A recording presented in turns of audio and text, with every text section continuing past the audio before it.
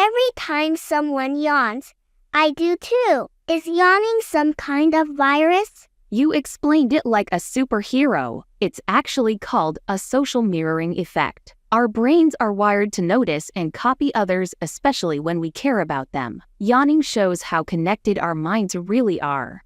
So yawning is like a secret signal between brains? Exactly. Sometimes we talk without words, and yawning is one of those sneaky ways. Next time you yawn, look around, someone else might be yawning too.